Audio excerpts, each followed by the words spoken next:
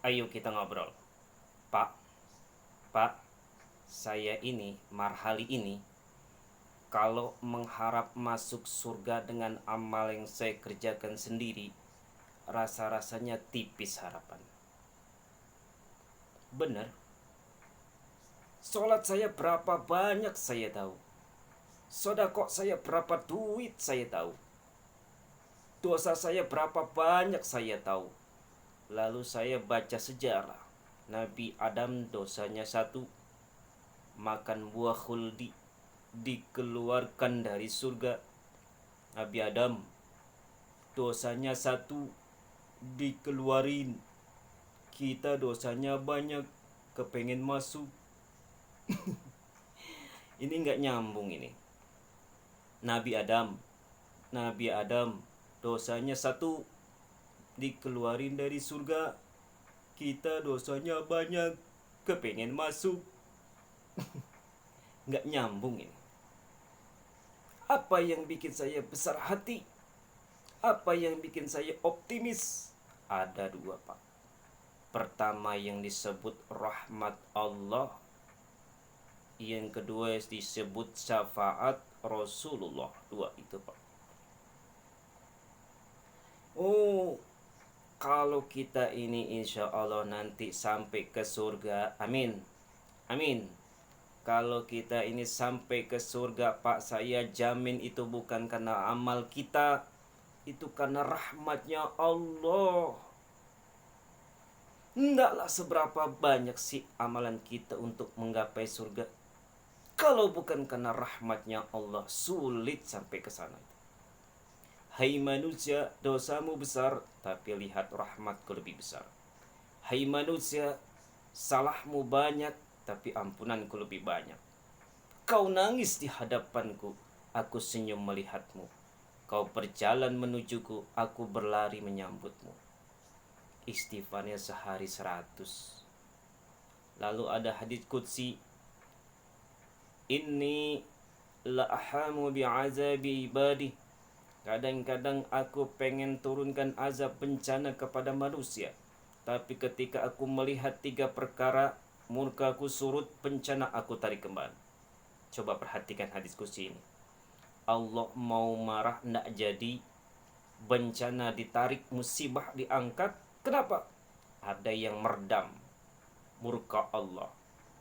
Allah ndak jadi marah. Siapa? Pertama, suyukhun rukka. Aku lihat orang-orang tua tengah malam sujud sambil berlinang air mata, nangis di hadapan Allah. Tuh, kita hutang jasa loh, Pak, sama orang-orang yang tengah malam sujud nangis di hadapan Allah. Lihatnya kayak begitu, Allah hendak jadi marah.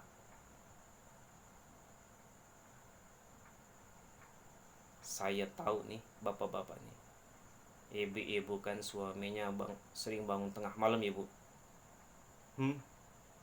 kencing, bikin bingung malaikat. Sudah mau ditulis tahajud, kencing doang. Kata malaikat, sialan, hampir salah tulis.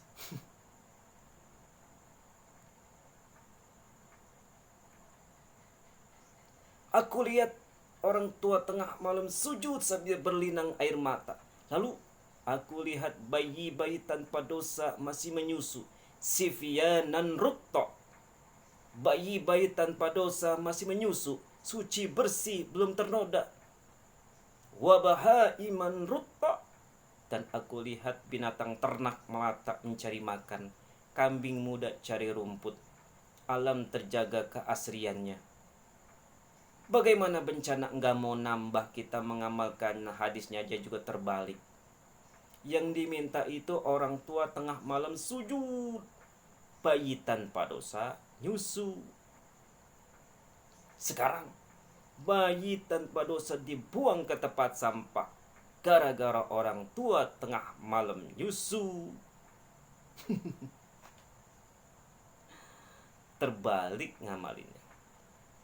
Yang diminta itu orang tua tengah malam sujud, bayi tanpa dosa nyusu. Ini Bayi tanpa dosa dibuang ke tempat sampah gara-gara orang tua tengah malam.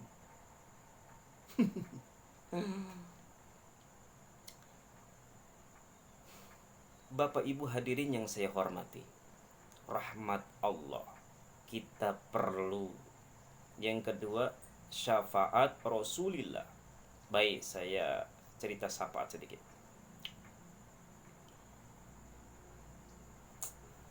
Ini udah jam 00 lewat 5 menit ya. Ini kalau hitungan Indonesia ini udah ganti hari ini.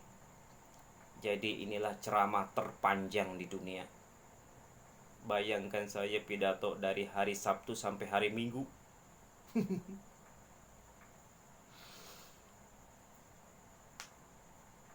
Syafaat. Agak saya singkat ceritanya. Nanti itu Pak, setelah alam ini hancur sehancur-hancurnya, bumi gempa, gunung meletus, air laut tumpah ke darat, halilintar menyambar, planet-planet bertabrakan, semua yang hidup mati bareng tanpa persiapan, termasuk malaikat mati. Yang tinggal cuma Allah sendirian.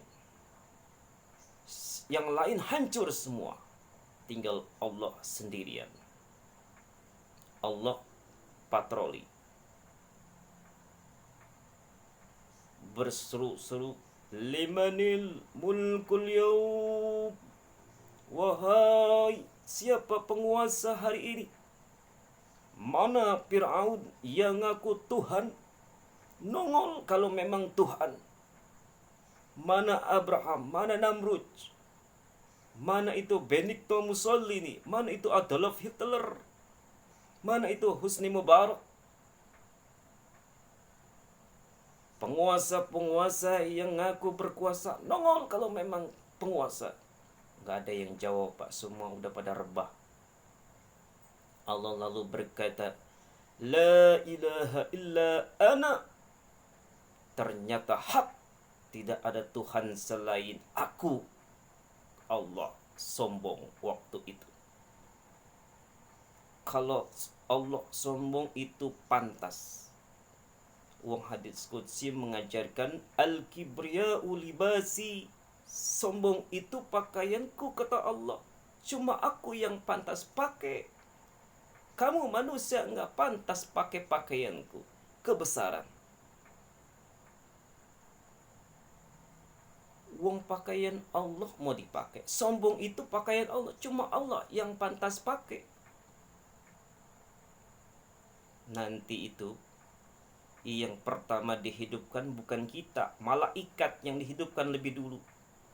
Tiupan pertama, malaikat hidup semua. Diatur panitia akhirat. Yang nyambut tamu siapa? Yang mimpin marawis siapa? Malik, siap. Sediakan neraka. Aku mau bakar itu bajingan-bajingan tangik yang waktu di dunia enggak mau sujud, jauh dari ulama, tinggal di masyarakat jadi biang kerok, sama yatim kejam. Sediakan neraka. Baik. Ridwan, ya, sediakan surga. Aku mau balas hamba-hambaku yang waktu di dunia rajin sujud, dekat dan cinta kepada ulama, santun kepada yatim, suka menolong orang yang memerlukan pertolongan.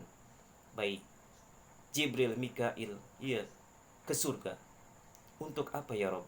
Ambil kendaraan bernama Buruk, turun ke alam, cari di mana kubur kekasihku Muhammad, bangunkan dari kuburnya, bawa ke surga.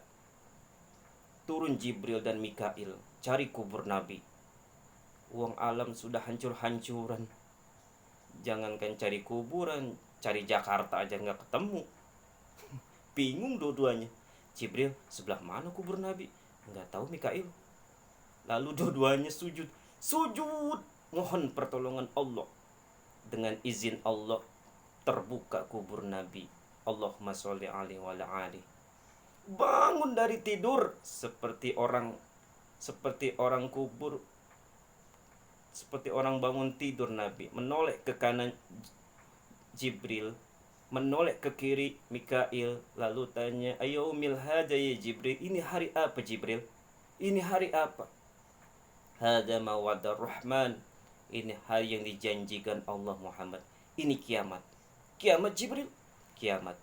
Jibril, kalau memang ini hari kiamat, ainal ummati?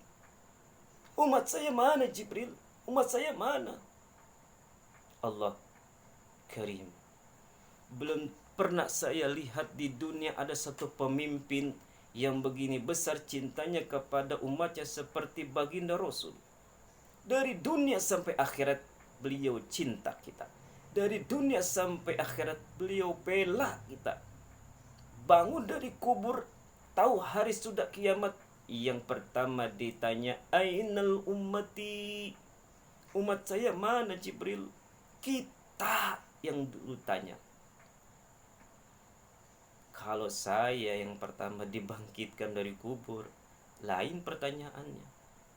Ini hari apa Jibril? Kiamat Ali.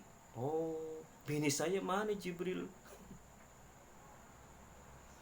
Nabi enggak tanya Khadijah wala Fatimah wala Aisyah, ainal ummati? Umat saya mana Jibril? Umatmu? Iya, kaum manusia pertama yang dibangunkan dari kubur. Yang lain masih dikubur. Oh. Lalu kita ke surga Muhammad. Perintah Allah, perintah Allah. Sampai di surga seperti orang tidak betah Nabi itu. Resah, gelisah, mundar mandir. Mukanya murung. Yang punya surga kan negur, Muhammad, labbaik ya Rabb. Tidak enak di surga ya? Enak. Kok kamu seperti orang tidak kerasan gitu loh. Resah, gelisah. Kenapa? Saya teringat umat saya ya Allah. Umat saya bagaimana nasibnya? Iya, saya sudah enak di DPR. Di DPR. Salah. Saya sudah enak di surga. Gaji cukup, kursi empuk, dapat mobil dinas. Umat saya waktu kampanye kepanasan itu gimana sih ya?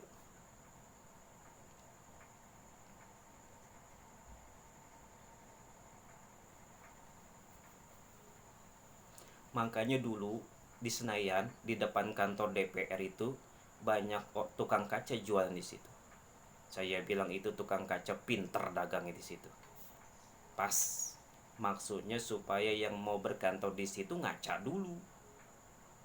Ya, wakil lurah pasti tidak lebih tinggi dari lurahnya. Wakil camat tidak lebih tinggi dari camatnya. Wong ini kenapa kok wakil rakyat selalu lebih tinggi dari rakyatnya?